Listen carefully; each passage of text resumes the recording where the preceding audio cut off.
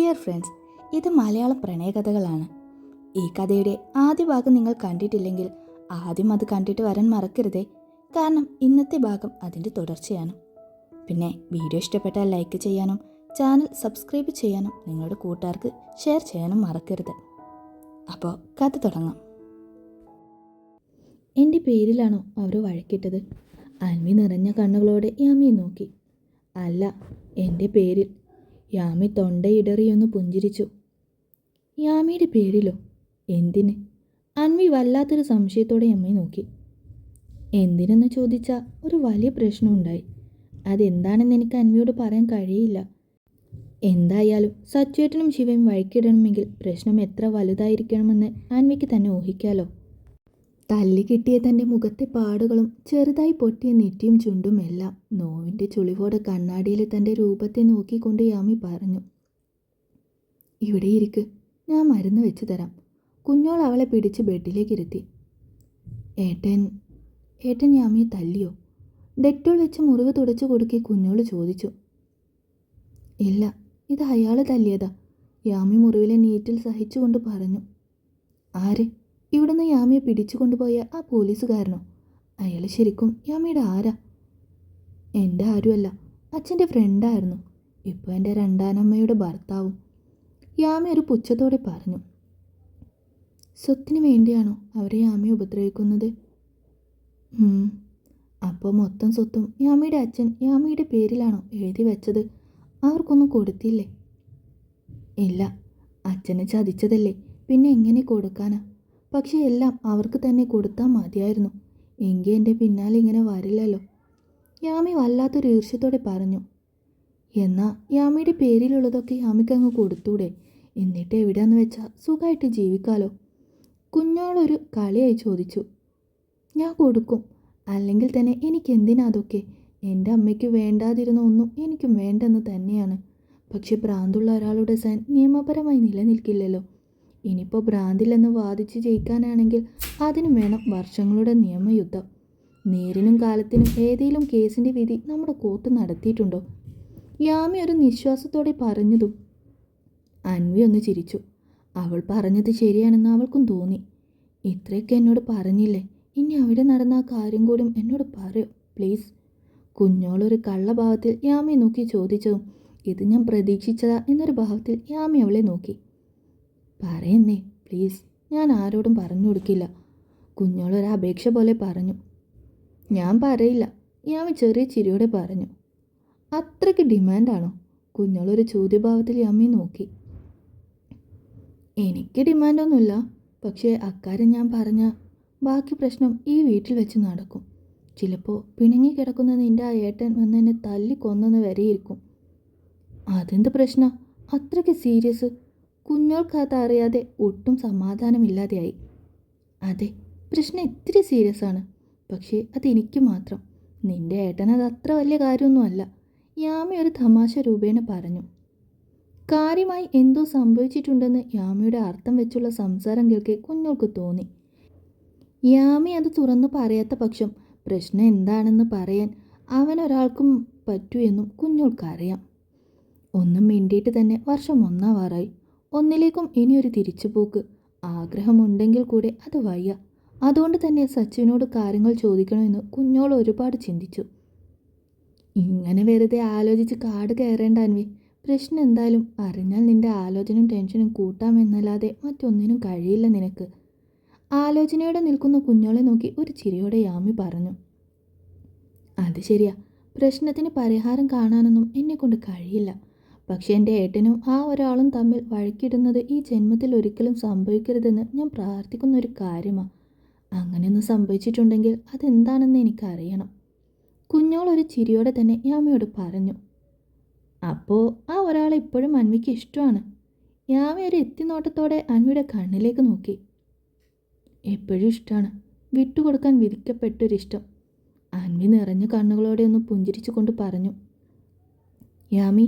പെട്ടെന്നാണ് റൂമിൻ്റെ വാതിൽക്കൽ നിന്ന് അബിയുടെ ശബ്ദം കേട്ടത്. യാമി പെട്ടെന്ന് തിരിഞ്ഞു നോക്കിയെങ്കിൽ കുഞ്ഞോൾ അവളുടെ മുഖം ഒന്ന് അമർത്തി തുടച്ചുകൊണ്ട് തിരിഞ്ഞു നോക്കി. നീ ഇവിടെ ഉണ്ടായിരുന്നോ? റൂമിന് വാതിൽക്കൽ തന്നെ നിന്ന അബി റൂമിൽ കുഞ്ഞോളെ കണ്ടതും മെല്ലെ അകത്തേക്ക് വന്ന് ചോദിച്ചു. ഞാൻ ഈ മുറിവിലൊക്കെ ഇത്തിരി മരുന്ന് പുരട്ടി കൊടുക്കുകയായിരുന്നു. അൻവി അബിയുടെ അടുത്തേക്ക് നിന്നുകൊണ്ട് മെല്ലെ പറഞ്ഞു. വലിയ മുറിവാണോ? നോക്കട്ടെ. ഹോസ്പിറ്റലിൽ പോകണോടോ?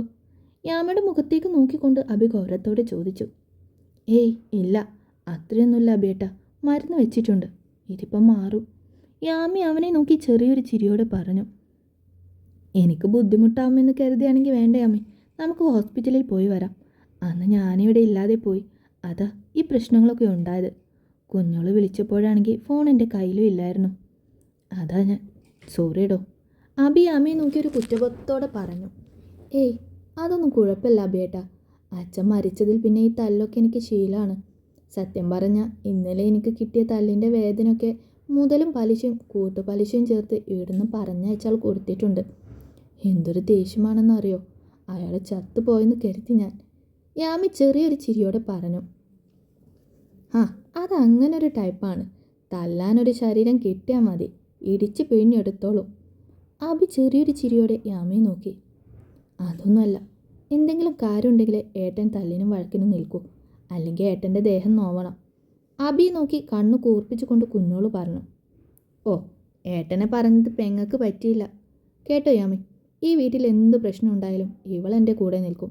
പക്ഷെ ഞാനും രുദ്രനും തമ്മിലാണ് പ്രശ്നമെങ്കിൽ ഇവൾ മറുകണ്ടം ചാടും. കുഞ്ഞോളെ തോളിലൂടെ കൈയിട്ട് അവളെ ചേർത്ത് പിടിച്ചുകൊണ്ട് അബി പറഞ്ഞു. ശിവേട്ടൻ പാവാ യാമി, അച്ഛനും ഈ അബിയേട്ടനും എപ്പോഴും ശിവേട്ടനോട് ഇടഞ്ഞു നിൽക്കൂ. യാമിയെ നോക്കി കുഞ്ഞോൾ ഇത്തിരി കാര്യമായി പറഞ്ഞു. ഞങ്ങളാണോ അവനോട് ഇടയുന്നത്? അവനിങ്ങോട്ട് ഒന്നിനും വരാറില്ലേ? പ്രശ്നം അതൊന്നുമല്ല യാമി, അവന് ഞങ്ങളോടുള്ള കൂട്ടൊന്നും സെറ്റാവില്ല.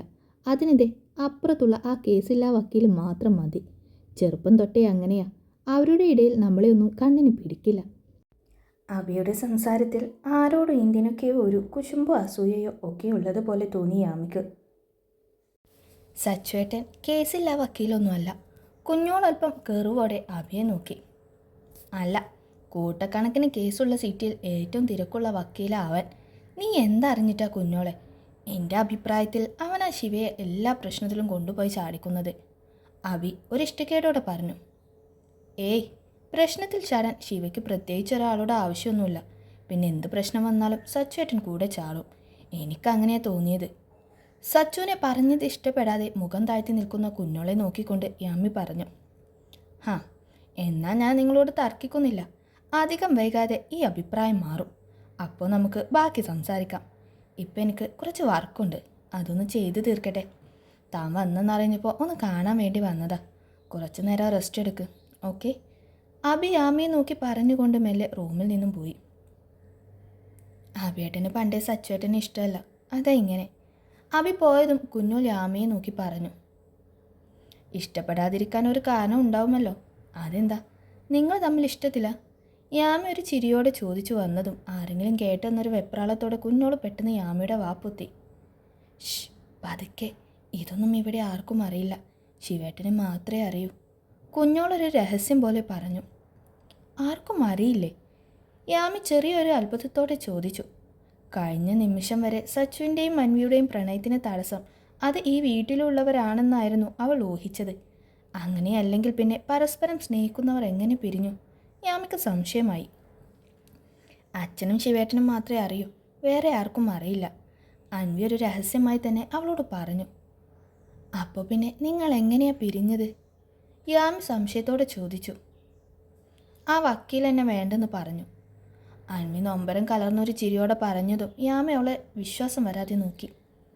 എന്തിന്? എനിക്കൊരു നല്ലൊരു ജീവിതം കിട്ടാൻ വേണ്ടി വിട്ടുകൊടുത്തതാ.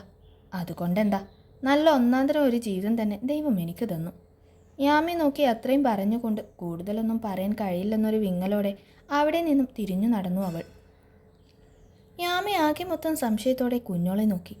പിന്നൊരു നിശ്വാസത്തോടെ റൂമിൻ്റെ ഡോർ അടച്ച് അത്രയും നേരം തൻ്റെ കൈവെള്ളയിൽ കിടന്ന് ഞെരിഞ്ഞ ആ താലിച്ചരടവൾ മെല്ലെ പുറത്തെടുത്തു. ഇവിടുന്ന് ഇറങ്ങിയ അപ്പോൾ അഴിച്ചു മാറ്റി വലിച്ചെറിഞ്ഞോണം. താലി കെട്ടുമ്പോൾ ഒരു മന്ത്രം പോലെ പറഞ്ഞ ശിവയുടെ ശബ്ദം ഇപ്പോഴും കേൾക്കുന്നത് പോലെ തോന്നി യാമിക്ക്. ഇതുപോലൊരു മഞ്ഞ ചരടിന് വിലയില്ലാതെ വന്നപ്പോഴല്ലേ തൻ്റെ അമ്മ സ്വന്തം ജീവൻ വെടിഞ്ഞത്. യാമി നെഞ്ചിടിപ്പോടെ ഓർത്തു. വില കൽപ്പിക്കേണ്ടതില്ല എന്ന് ബുദ്ധി പറയുമ്പോൾ വിട്ടുകളയാൻ മനസ്സനുവദിക്കുന്നില്ല. തന്നെ ആരോ ആ ചരടിൽ പിടിച്ചു കെട്ടിയതുപോലൊരു അവസ്ഥ. ഒട്ടും മനസ്സില്ലാതെ അവൻ കെട്ടിയ ആ താലി കൈവിടാതിരിക്കാനും കഴിയാത്ത വിധം യാമി ഉഴറുമ്പോൾ കഴിഞ്ഞു പോയതൊന്നും മനസ്സിൽ വെക്കാതെ സുഖനിദ്രയിലാണ് ശിവ. തൻ്റെ ഹൃദയത്തിൽ തൊട്ടറിയാത്ത ഒന്നിനെയും ആരെയും അവൻ സ്വന്തമായി കാണില്ല. അതാണ് അവൻ്റെ പ്രകൃതം. ആ താലിച്ചരടാൽ അവളെ ഈശ്വരൻ അവൻ്റെ പാതിയായി ചേർത്ത് വെച്ചെന്നവൻ ഉറക്കത്തിൽ പോലും ചിന്തിക്കുന്നില്ല എന്നതാണ് സത്യം. അതെ, ആ തിരിച്ചറിവ് അവന് ദൈവം ഒത്തിരി വൈകിയേ നൽകൂ. നീണ്ട നേരത്തെ മയക്കത്തിന് ശേഷം സന്ധ്യാനേരത്താണ് പിന്നെ ശിവ ഉണരുന്നത്. ഉറക്കം തെളിഞ്ഞ ഉടനെ കൈയെത്തിച്ചരികിലുള്ള ഫോൺ എടുത്തു. ഗ്രൗണ്ടിൽ ഏർമാടത്തിലുണ്ടാവും എന്ന സച്ചുവിൻ്റെ ഒരു ടെക്സ്റ്റ് മെസ്സേജ് കണ്ടതും ശിവ സമയം ഒന്ന് നോക്കി. 6 മണി കഴിഞ്ഞിരിക്കുന്നു. അവൻ വേഗം എണീറ്റൊന്ന് കുളിച്ചു വന്നു. ബ്ലാക്ക് കളർ ഷർട്ടും ഒരു മുണ്ടും മാറി എടുത്തുകൊണ്ട് പിന്നെ നേരെ താഴേക്കും. രാജശേഖരനും അനിയും അബിയും മജുവും തനുവും കുഞ്ഞോളും അവർക്കൊപ്പം യാമിയും എല്ലാവരും ഒരുമിച്ചിരുന്നു വൈകിട്ടത്തെ കാപ്പി കുടിക്കുകയാണ്. സുഭദ്രാമ്മ മാത്രം രാജശേഖരനെ നോക്കി ഒരു പിണക്കത്തോടെ സോഫയിൽ മാറിയിരിക്കുന്നു. താഴേക്ക് ഇറങ്ങിയതും ശിവ അവരെയൊക്കെ ഒന്ന് നോക്കിക്കൊണ്ട് ഒന്നും മിണ്ടാതെ മുന്നോട്ട് നടന്നു. ഏട്ടാ ചായ. കുഞ്ഞോള് വേഗം ഇരുന്നിടത്തു നിന്ന് എണീറ്റു. എനിക്ക് വേണ്ട, നീ കുടിക്ക്. ശിവ തിരിഞ്ഞു നോക്കാതെ മുന്നോട്ട് തന്നെ നടന്നതും സുഭദ്രാമ്മയുടെ കണ്ണുകൾ രാജശേഖരനെ കൂടുതൽ പരിഭവത്തോടെ നോക്കി. രുദ്ര, വാ, വന്ന് ചായ കുടിക്ക്. രാജശേഖരൻ്റെ സ്വരം അവിടെ ഉയർന്നു. എനിക്കിപ്പോൾ വേണ്ട, ഞാൻ പിന്നെ കുടിച്ചോളാം. ശിവസ്വരം അല്പം മയപ്പെടുത്തി പറഞ്ഞുകൊണ്ട് അടുക്കളവാതിൽ തുറന്ന് പുറത്തേക്കിറങ്ങി. അവനിപ്പോൾ ഈ വീട്ടിലെ ചായയേക്കാൾ പ്രിയം ആ താഴത്തെ വീട്ടിലേതാണ്. അജു ആരോടൊന്നില്ലാതെ മെല്ലെ പറഞ്ഞതും അനി തൻ്റെ അച്ഛനെ ഒന്ന് നോക്കി. എൻ്റെ സംശയം ആ പാർവതിയും ശിവയും തമ്മിൽ ഇഷ്ടത്തിലാണോന്നാ. താനും മെല്ലെ പറഞ്ഞതാണെങ്കിലും അവിടെ എല്ലാവരും അത് കേട്ടു. രാജശേഖരൻ്റെ മുഖം തെല്ലൊന്ന് മുറുകി. താനും ആ പറഞ്ഞത് ഇഷ്ടപ്പെടാത്ത പോലെ അയാൾ അവിടെ നിന്നും എണീറ്റ് സിറ്റൗട്ടിലേക്ക് നടന്നു. അയാൾക്ക് പിന്നാലെ തന്നെ സുഭദ്രാമ്മയും. അവൻ ഇത്തിരി സ്നേഹത്തിൽ വിളിച്ചൂടെ ശേഖരേട്ടനെ? സുഭദ്രാമ്മ മെല്ലെ അടുത്ത് ചെന്ന് ചോദിച്ചതും ദേഷ്യം നിറഞ്ഞൊരു നോട്ടമായിരുന്നു മറുപടി കിട്ടിയത്. താൻ പറഞ്ഞതുപോലെയൊന്നുമല്ല. അവന് ആ പെണ്ണ് നമ്മുടെ കുഞ്ഞോളെ പോലെ തന്നെയാണ്. ആ ദേഷ്യം എന്തിനായിരിക്കും എന്ന് മനസ്സിലാക്കി സുഭദ്രാമ്മ പറഞ്ഞു. അങ്ങനെ ആവാനേ പാടുള്ളൂ. രാജശേഖരൻ വല്ലാത്തൊരു ഗൗരവത്തോടെ പറഞ്ഞു. തനിക്കൊന്ന് വാ അടയ്ക്കാൻ ഞാൻ എന്തെങ്കിലും തരണോ തനു? വന്നത് മുതൽ അച്ഛനെ വെറുപ്പിക്കാൻ തുടങ്ങിയതാ നീ. അനി അവിടെ ഇരിക്കുന്ന മറ്റാരും കേൾക്കാതെ തനുവിനെ ശകാരിച്ചു. എനിക്കിവിടെ ഒന്നും മിണ്ടാനും പാടില്ല അനിയേട്ടാ. എൻ്റെ തോന്നലാ ഞാൻ പറഞ്ഞത്. ശരിയില്ലെങ്കിൽ വിട്ടേക്ക്. ഒരു ദിവസം താലിയെട്ട് കഴിഞ്ഞ് ആ പെണ്ണിനെയും കൂട്ടി ഇങ്ങോട്ട് വരും. അപ്പോൾ വിശ്വസിച്ചാൽ മതി എല്ലാവരും. താനൊരു ദേഷ്യത്തോടെ എല്ലാവരെയും നോക്കി പറഞ്ഞുകൊണ്ട് എന്നാൽ സിറ്റൗട്ടിലിരിക്കുന്ന രാജശേഖരൻ കേൾക്കാത്ത വിധം പറഞ്ഞുകൊണ്ട് റൂമിലേക്ക് നടന്നു. കുഞ്ഞോൾ തല താഴ്ത്തി ഇരുന്നതല്ലാതെ ഒന്നും മിണ്ടിയില്ല. പാറും ശിവയും തമ്മിൽ അങ്ങനെ ഒരു അടുപ്പമില്ലെന്ന് ഇപ്പോൾ ആ വീട്ടിൽ ഏറ്റവും നന്നായി അറിയുന്നത് അവൾക്കാണ്. യാമിക്ക് ഇവിടെ നിന്ന് പഠിക്കണമെന്നുണ്ടോ? ഉണ്ടെങ്കിൽ പറയൂ. ഇവിടെ അടുത്തുള്ള കോളേജിൽ തന്നെ ഒരു അഡ്മിഷൻ റെഡിയാക്കാം. ആനി മെല്ലെ ഇരുന്നിടത്തു നിന്ന് എണീറ്റുകൊണ്ട് യാമിയെ നോക്കി പറഞ്ഞുകൊണ്ട് അവിടുത്തെ അപ്പോഴത്തെ സംസാര വിഷയം മാറ്റാൻ ശ്രമിച്ചു. ഏയ് വേണ്ട അനിയേട്ടാ, അതൊക്കെ ഇനി ഈ നാട് കടന്നിട്ടേ ഉള്ളൂ. അതാ എനിക്ക് സേഫ്. യാം ചെറിയൊരു ചിരിയോടെ പറഞ്ഞു. അങ്ങനെ പേടിച്ചൊളിച്ച് ജീവിക്കുകയൊന്നും വേണ്ടടോ. അവരിനി ഏടാകൂടത്തിനൊന്നും വരില്ല. നിനക്ക് പഠിക്കണമെങ്കിൽ പറ, നമുക്ക് ശരിയാക്കാം. അനിയെ അനുകൂലിച്ചു കൊണ്ട് അഭിയും പറഞ്ഞു. വേണ്ട അഭിയേട്ടാ, ഇനിയൊരു 3 മാസമല്ലേ, അതുകൊണ്ടൊന്നും കംപ്ലീറ്റ് ആവില്ല. യാമി ചിരിയോടെ തന്നെ പറഞ്ഞു. അത് ശരിയാണ്. അജു യാമിയുടെ പക്ഷം പറഞ്ഞു. അനി അവളെ നോക്കി ചിരിയോടെ അത് സമ്മതിച്ചുകൊണ്ട് മെല്ലെ റൂമിലേക്ക് നടന്നു.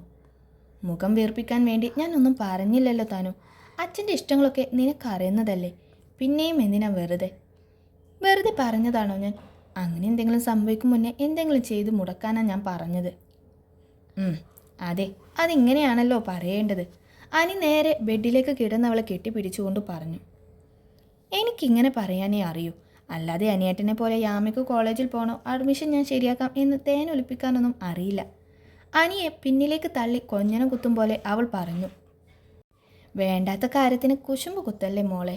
മര്യാദ ഏറ്റുവാങ്ങാൻ തക്ക തറവാടും സ്വത്തും പാരമ്പര്യവും ഉള്ളവർക്ക് തന്നെയാ ഞാനത് കൊടുത്തത്. അതിന് വേറൊരർത്ഥം കാണണ്ട. അനി അവളെ ശക്തമായൊന്ന് കെട്ടിപ്പിടിച്ച് ബെഡിൽ നിന്നൊന്ന് ഉരുണ്ടുകൊണ്ട് പറഞ്ഞു. അത്രക്ക് വലിയ വീട്ടിലേതാണോ? താനും സംശയത്തോടെ ചോദിച്ചു.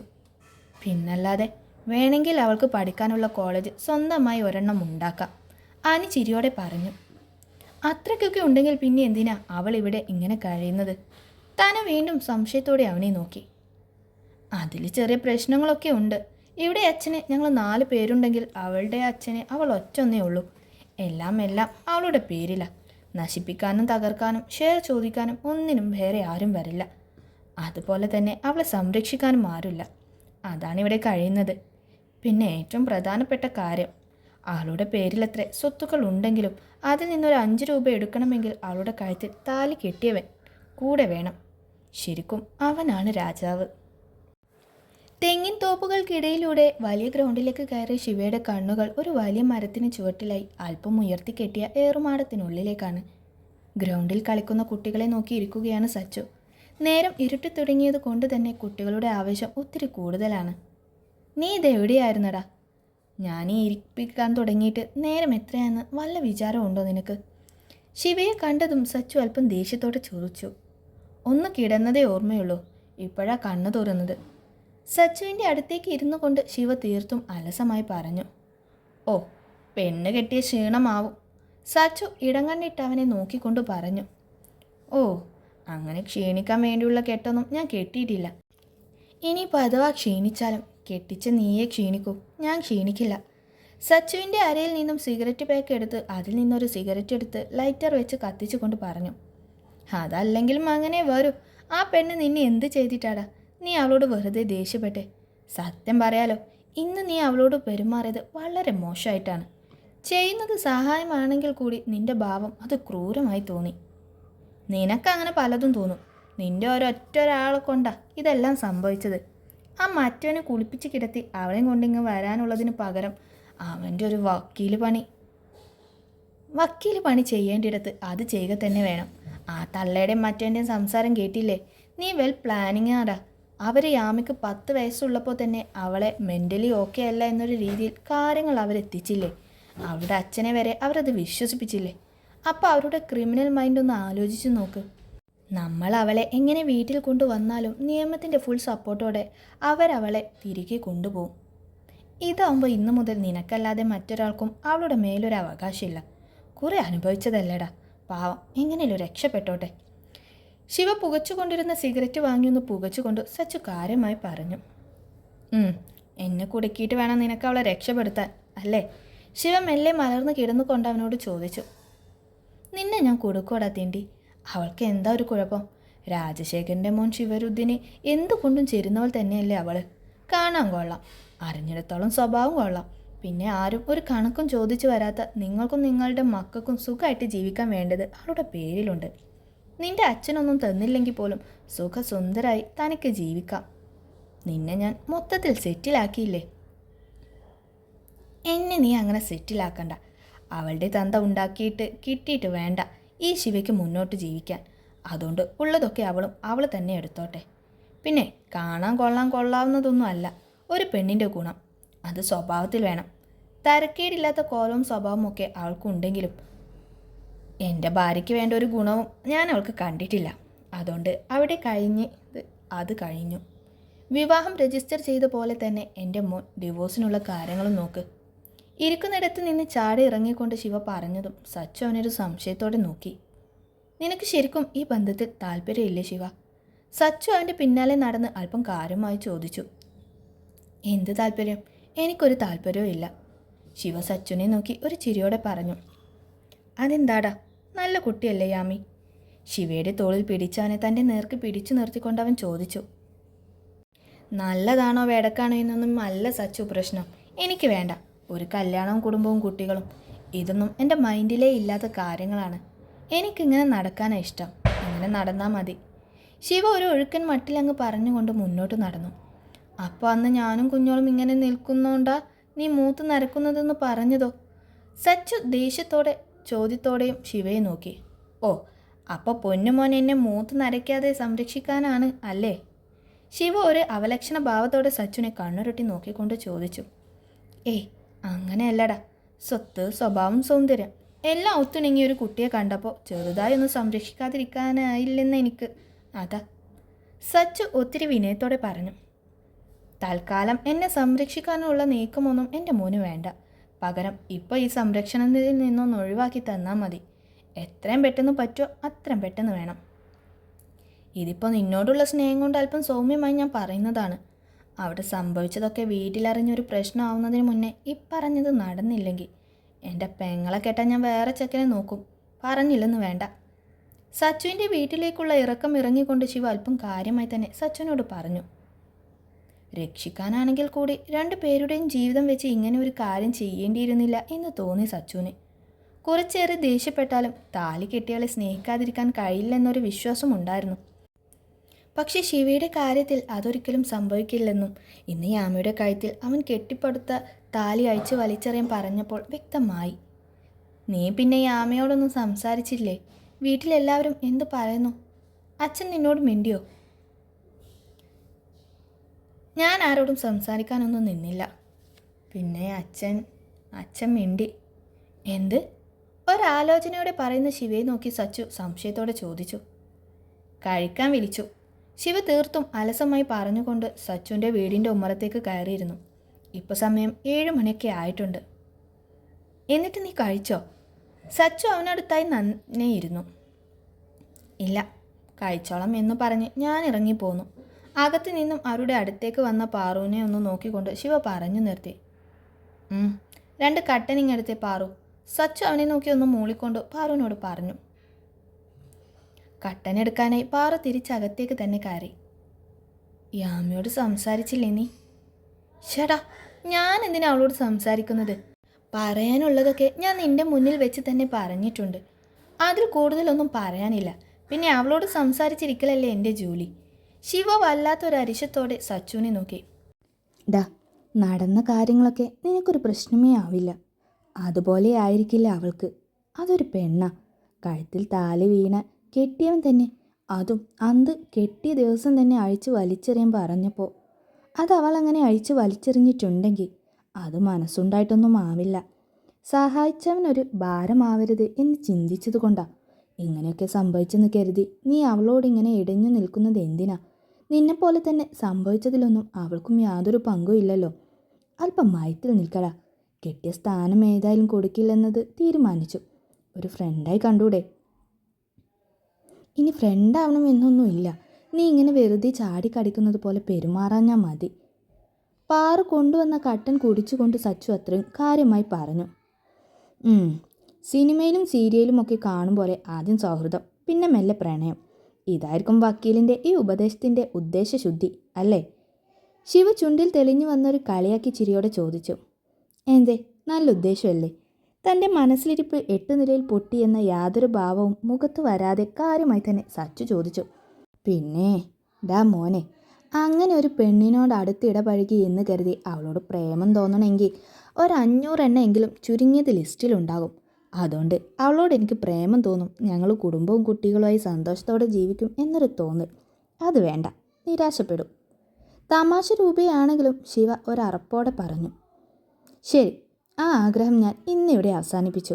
ഇനി ഞാൻ പറയുന്നത് എൻ്റെ മോൻ കാര്യമായി കേട്ടോ. ഇന്നു മുതൽ അവൾ നിൻ്റെ ഭാര്യയാണ്, നിൻ്റെ സംരക്ഷണത്തിൽ കഴിയുന്നവൾ. സോ അവളുടെ ദേഹത്ത് ഒരു മുട്ടുസൂചി കൊണ്ടാ വരെ ഉത്തരവാദി നീയാവും. പിന്നെ അവളോട് ഉടക്കണ്ട എന്ന് പറഞ്ഞത് നിങ്ങളെ ഒന്നിച്ചാലോ എന്ന മോഹം കൊണ്ട് മാത്രമല്ല.